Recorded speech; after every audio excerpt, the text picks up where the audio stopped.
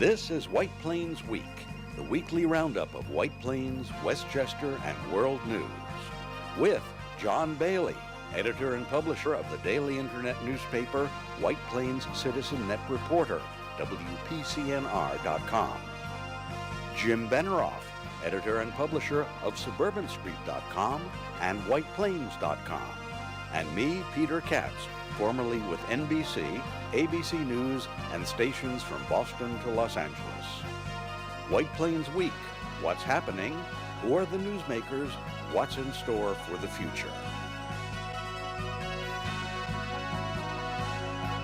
The views and opinions expressed on this program are solely those of the participants. White Plains Week is presented on Optimum Cable Channel 76, Verizon Fios Channel 45, and on the internet at whiteplainsweek.com, youtube.com, and wpcommunitymedia.org. Now, White Plains Week. Good evening, Mr. and Mrs. White Plains, Westchester, and the world. John Bailey, the Citizen Net reporter, here, and with Peter Katz, the anchor for all seasons. Jim Benneroff is on assignment tonight. Now the headlines for White Plains Week, February 23rd, 2018. If you are in a red light camera intersection, 0.4 of a second after the light turns red, you're getting a ticket in White Plains, New York, USA, when the cameras go in this summer.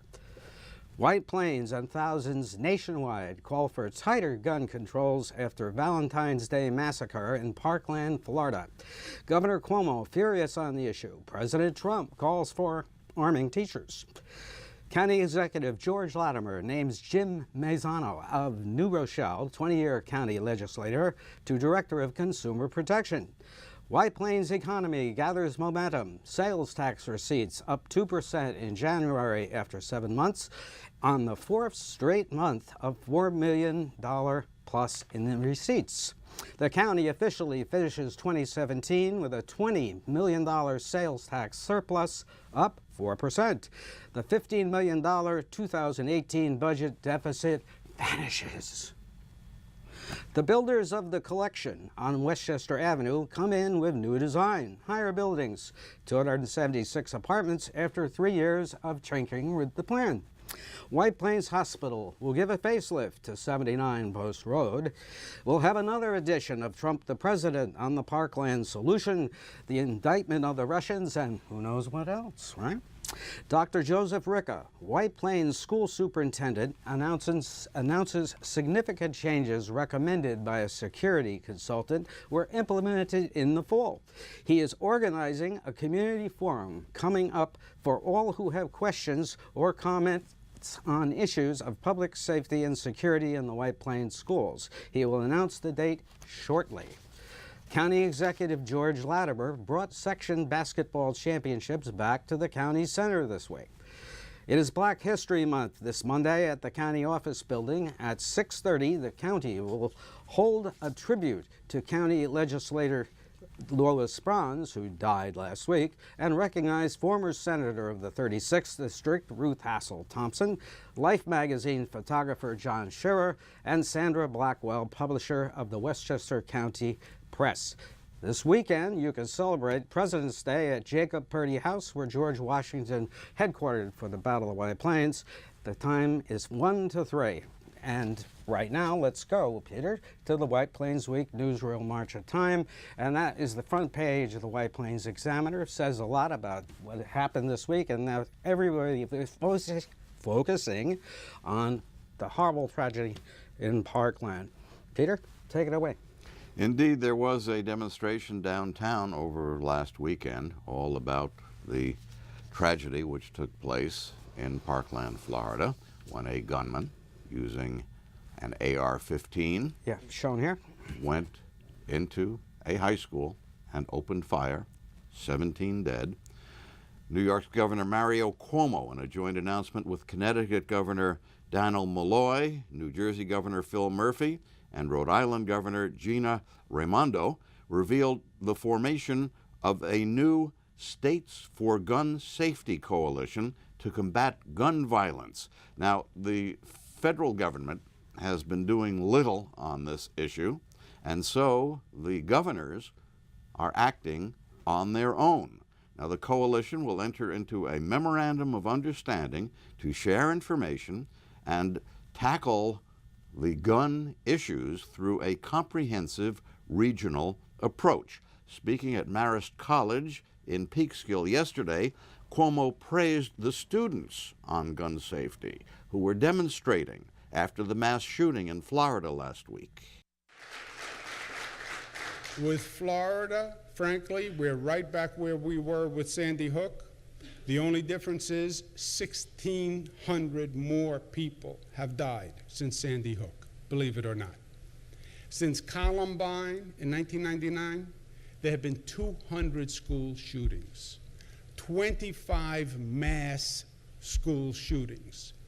And you still have these Washington politicians who refuse to stand up and do the right thing because they're afraid of the consequences. You now have high school students who, in my opinion, are showing more leadership than the leaders in Washington.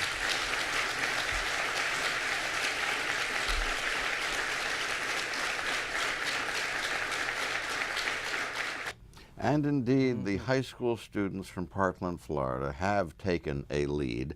They are putting pressure on the National Rifle Association, on politicians, and in fact, the issuer of an NRA-branded Visa card has decided to sever its relationship with the National Rifle Association. 3 car rental companies which offer discounts to NRA members have said no more discounts for NRA members because of the outrageous positions taken by the NRA in their opinion. The National Rifle Association has embarked on a propaganda campaign aimed at blaming, guess who, John? Who do you think they're blaming? The American news media for the mass casualty gun attacks in this country. This campaign against the free press parallels the attacks underway by the Trump administration in Washington and the Putin administration in Russia to try to discredit U.S. news organizations. The NRA's campaign is running on the National Rifle Association's television service called NRA TV. Here's an excerpt. No one on this planet benefits more from mass shootings and motivates more people to become mass shooters than our mainstream media. Sure, they love to get up in front of the camera and sell the lie that the mass shootings are all the NRA's fault and falsely claim that the NRA is a soulless organization selling guns to killers for profit.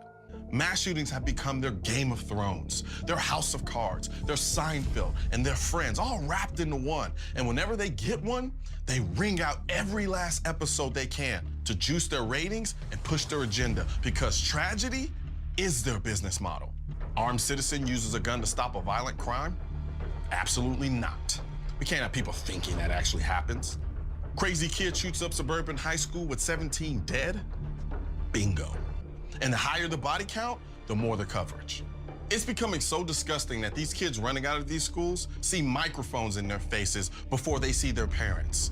And what these kids don't realize is that they are now being forced to play a part in a multi-million-dollar international production. Mass shootings have become the most successful show in the history of the American news media, and the shooters are the stars. NRA propaganda on NRA TV. Right. Well, I have often... We'll have more on this during the Trump segment later on in the program. True. Meanwhile, locally, Dr. Joseph Ricca, the new superintendent of White Plains Schools, has implemented suggestions from a security consultant who went over all of the White Plains schools' security situations over the summer and early fall. They've been implemented, but Dr. Ricca wants to hear from White Plains, and he is scheduling a forum which will be held in the next couple of weeks. We don't have the date yet, but that will be announced shortly, and he invites everybody to come out to discuss security in the White Plains schools and their concerns. Very swift action by the superintendent. And nationally it is a community-based movement, a community-based issue.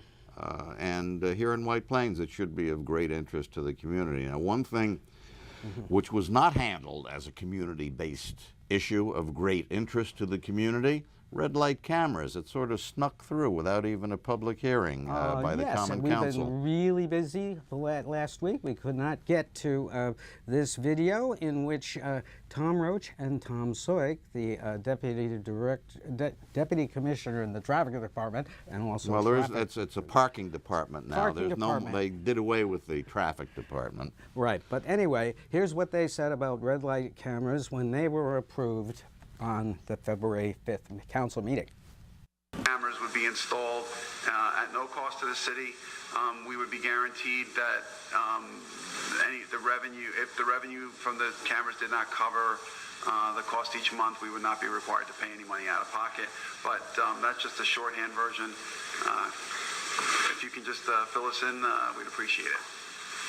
Yes, if there would be cameras that would be installed, there would be a pole installed in the sidewalk area. There are certain dimensions that would have to be satisfied for those to be put in properly. We would actually provide a grace period in terms of when these summons would be issued. Instead, typically, it's between 0 and 0.5 seconds after the light turns red if a vehicle enters the intersection that a summons is issued. And we will be using 0.4 seconds, which is the high end of that range. Most municipalities use between 0 and 0.2. And so there's a little extra measure of trying to soften the impact of this type of enforcement. However, we have had increases in pedestrian accidents, and particularly this past year, we had a 40% increase in pedestrian injuries over last year, which is alarming, I think, given the fact that we haven't increased traffic that much in that time period. It's been pretty steady, and so measures like this, I believe, give an opportunity to calm the traffic and reduce the chance of people being injured in those types of accidents. We also would reduce angle collisions and left turn opposing collisions, which also tend to be more severe, resulting in injuries. So we're hopeful that the program as a whole will get people to realize that they need to be a little bit less aggressive in their driving behavior, and that will help to reduce injuries throughout the city. Now, what he didn't point out is that data also shows that you dramatically increase rear-end collisions when you put in these things. Now, 2 intersections are going to be targeted that he mentioned in the council meeting. That was Maple Avenue and Mamaroneck Avenue, right by the firehouse, and Martine Avenue and Mamaroneck Avenue. Well, they have approval to put in these cameras at up to 12 intersections. That's right. The thing is, when you see a yellow light in White Plains, you'd better stop. Yes. Don't wait for it to turn red. Start stopping as soon as it goes yellow. That's what you have to do. And you have to hope you don't get hit by a car behind you. Right. And they say they're doing this for pedestrian safety. They say they're doing it for traffic safety. But around the country, what we've seen is that communities really do it for money to collect the fines. Right. Well, what this will do to the reputation of White Plains as a place to come, because you're welcomed here. You know you're welcome because they welcome you with parking tickets all the time. Yes, here's your honorary parking ticket for visiting White Plains. What this will do to the reputation of White Plains, to the image it has, remains to be seen. Right. Now, anyway, at the county level, they're doing a lot of big appointment this week. This coming Monday, February 26th, Jim Massano, county legislator from New Rochelle, starts his new job as chairman of the Westchester County Consumer Protection Bureau. Now, Executive George Latimer, a Democrat, named the Republican to the post. Massiano has been on the Board of Legislators since 1997. He served in numerous leadership positions, including most recently as vice chairman. The announcement was made just after we recorded White Plains Week last Friday. Now, that's Deputy County Executive and former legislator Ken Jenkins, you'll see on the left side of your screen behind Latimer. He and I are in different political parties. We remain in different political parties, but we also have a shared commitment to wanting to help the people of Westchester County. And when I looked for this particular position, for an individual who would come in to direct this, I knew that Jim has terrific legal skills. He has shown that over time in his private practice, as well as his knowledge of the law in the crafting of legislation. And there are things that this department can do that involve future legislation for improvements. The number one phone calls you get from constituents about consumer problems are seniors. They are confused. They are battered on a daily basis with false messaging, scams, including my mother-in-law, believe it or not, who gave her Social Security number on the phone because she didn't understand. And I'll never forget that experience, something I take to this job, that there's a lot of seniors in Westchester that are getting caught up in these scams. Sometimes if we can't stop the scammers, at least you get the information out to educate people about what's going on and what not to do. And particularly, again, seniors need that. Some of the goals of the department as I take this new job, of course, as I said, protecting vulnerable populations and seniors, using my attorney skills, which are going to hopefully come in handy, being an attorney, not only attorney for 20 years, but a litigator, an estate practice. I do estates and probate, so I've dealt with seniors a lot too. And I know a lot about municipal law, more than most attorneys. Haven't been a legislator. Toxic toys. That's a law that we passed on the Board of Legislators that I guess there's been some legal problems, so we're going to have to fix that and make it better and make it enforceable because it's a really important issue to protect our kids. Helping consumers find the lowest prices on gasoline. Another law we passed on the Board of Legislators. That's an important part of the job. I look forward to working on that. But we know about how vulnerable our immigrant population are, the challenges they have, and certainly we're going to find ways in the Consumer Protection Department to reach out to immigrants and help them. And one can hope that the Consumer Protection Bureau will do good works and encourage consumers to spend their money, knowing they'll be protected. Yes. Right, but really what he says really is needed. A lot more advance notice of scams and scams that are going on, something police departments should be doing but are not. And now, good news for White Plains, the money is rolling in. Next slide, yes, White Plains, at 7 months, we're at $30.1 million in our fiscal year, and if it makes the $19.2 million they made the next 5 months last year, we'll be at $49.3 million, and if it continues to roll, we will get back into the $50 million neighborhood again. However, over the last 3 years, back to 2015, you will see that we are still way behind in our handle the last 3 years, down 2.3%, which mystifies me.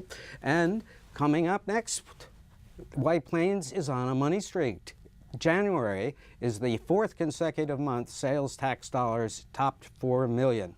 And in 5 of the first 7 months of this fiscal year, the first time since 2015 that we've had that good $4 million handle. If you are able to do $4.5 million a month in White Plains for 12 months, you will hit the $54 million mark. So we really have to ease up on this parking policy because it's killing us. Now, Peter, the Trump business, always exciting. Indeed, especially at this time, radical right-wingers were conducting a smear campaign this week against the high school students who were demonstrating in various cities for action on gun control and school security after the Parkland High School massacre. The right-wingers claimed that the students were paid actors. Numerous White House correspondents reported from Mar-a-Lago in Florida over the weekend that the White House staff struggled to keep Trump off the golf course while just a few miles away, funerals for the victims of the massacre were taking place. On Monday, President's Day, Trump was back on the golf course, teeing off just as one of the funerals was beginning.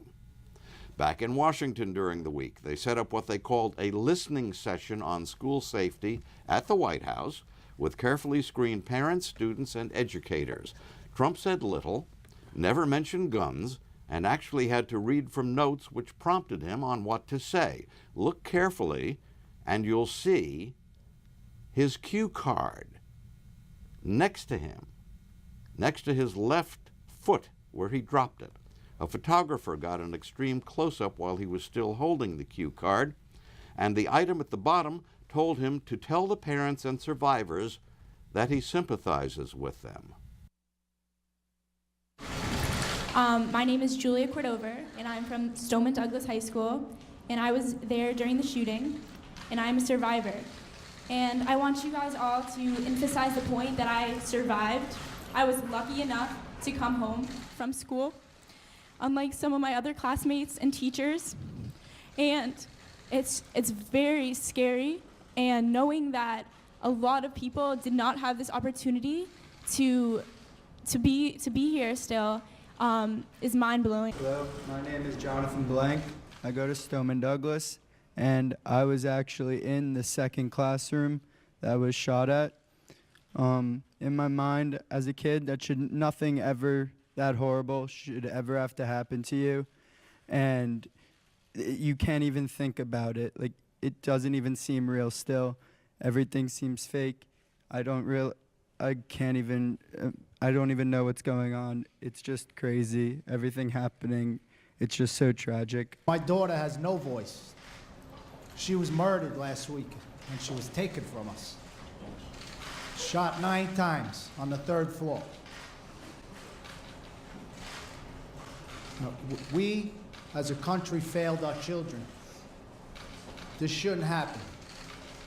We go to the airport. I can't get on a plane with a bottled water, but we leave it. Some animal could walk into a school and shoot our children. All the school shootings, it doesn't make sense. Fix it. It should have been one school shooting, and we should have fixed it. And I'm pissed, because my daughter I'm not going to see again. She's not here. I turned 18 the day after. Woke up to the news that my best friend was gone. And I don't understand why I could still go in a store and buy a weapon of war, an AR. I was reading today that a person 20 years old walked into a store and bought an AR-15 in 5 minutes with an expired ID. How is it that easy to buy this type of weapon? How do we not stop this after Columbine, after Sandy Hook? I'm sitting with a mother that lost her son. It's still happening. During a CNN town hall meeting with 7,000 people from Parkland, Florida, which President Trump declined to attend, Florida Senator Marco Rubio, was confronted by a student who survived the high school massacre about whether he would stop taking money from the National Rifle Association and would support a ban on assault weapons. When Rubio tried to avoid answering, the student pressed him, and Rubio finally made it plain that he wanted the NRA's money and also wanted assault weapons to stay on America's streets. President Donald Trump announced Tuesday that he has directed the Justice Department to draft regulations that would ban bump stocks, the rifle accessory used in the Las Vegas shooting that allows a shooter to fire a gun nearly as fast as an automatic rifle. Trump made the announcement during a Public Safety Medal of Valor award ceremony at the White House. The Las Vegas shooter killed nearly 60 people. What Trump didn't mention is that such an attempt to have the Bureau of Alcohol, Tobacco, and Firearms implement new regulations would likely be challenged in the courts, where it would be declared illegal. ATF previously determined that its legality was questionable, and it didn't have the authority to ban bump stocks. So what this announcement was nothing more than a stunt designed to fool people into thinking Trump was taking action on one aspect of gun control. Trump surrounded himself with yes men and yes women at the White House on yesterday, and invited the news media into the room to hear him propose putting concealed weapons in the hands of teachers in classrooms as a deterrent to school attacks. He proposed arming up to 40% of teachers, which would mean putting something like 1,400,000 new guns into American schools. He proposed paying them bonuses of $1,000 a year, which would be $1,400,000,000 a year. And he forgot to mention that cuts in his new proposed budget slash the amount of federal dollars now used to help school systems pay for school security. He also failed to mention that reaction from teachers' organizations, students, and parents to the notion that was previously floated about arming teachers was incredibly negative. He said giving guns to teachers would be great because many of them went into teaching after years in the Army, Marines, Navy, and Coast Guard, and actually it's estimated that less than 4% of U.S. teachers went into teaching after military service.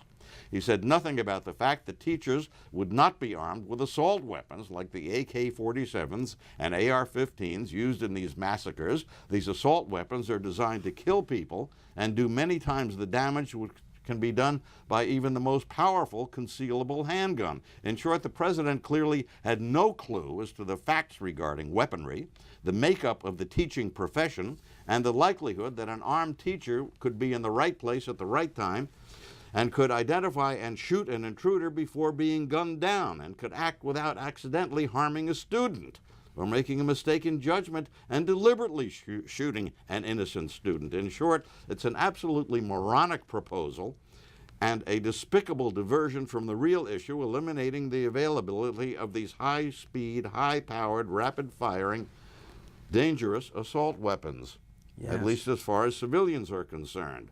And a teacher I spoke with, who happens to be my daughter, who teaches in the Bronx, said she just could not see the ability to carry a gun and actually shoot someone that perhaps she knew who was in the school or something like that. It takes a lot of training to be able to do that. And new charges in the Robert Mueller investigation into the Trump campaign. Paul Manafort and his business associate Richard Gates have been indicted again, this time by a federal grand jury in the Eastern District of Virginia, according to a statement released by special counsel Mueller. Mueller filed an indictment with 32 new counts, including 16 counts related to false individual tax returns, 7 counts of failure to file reports of foreign bank and financial accounts, 5 counts of bank fraud, conspiracy, 4 counts of bank fraud. On top of that, the new charges stem from work Manafort and Gates performed for Ukrainian President Viktor Yanukovych and the political parties affiliated with him. Yes. Do we have the names of these banks who do such a good job of vetting possible loan opportunities? Actually, we do. And it turns out that one bank mentioned in there is a bank in Chicago which somehow decided to lend Manafort a whole bunch of money, millions of dollars, and the leader of that bank was apparently offered the job of Secretary of the Army in the Trump administration. Wow. Well, that's how business works, I guess. Now, last night at the Trailblazers Black History Month celebration for Dr. Frank Williams. Frank Williams was honored with the Whitney M. Young Jr. Award. The Betty Shabazz Award for Social Justice went to Honorable Elfrida Williams. The Madam C.J. Walker Award for Economic Development went to Vicki Pryor, and Dr. Jim Bostock got the Jerome Holland Award for Leadership. And that's all the time we have on White Plains Week. John Bailey, Peter Katz, Jim Benoroff. Good night for White Plains Week. This has been White Plains Week, news and commentary about White Plains, Westchester, and the world. The views and opinions expressed on this program were solely those of the participants. White Plains Week, produced by White Plains Citizen Net Reporter, and presented on Optimum Cable Channel 76 and Verizon Fios Channel 45.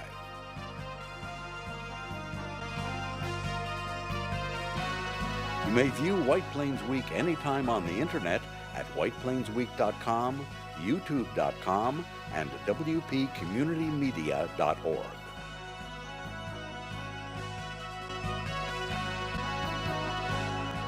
For White Plains Week, this is Peter Katz speaking.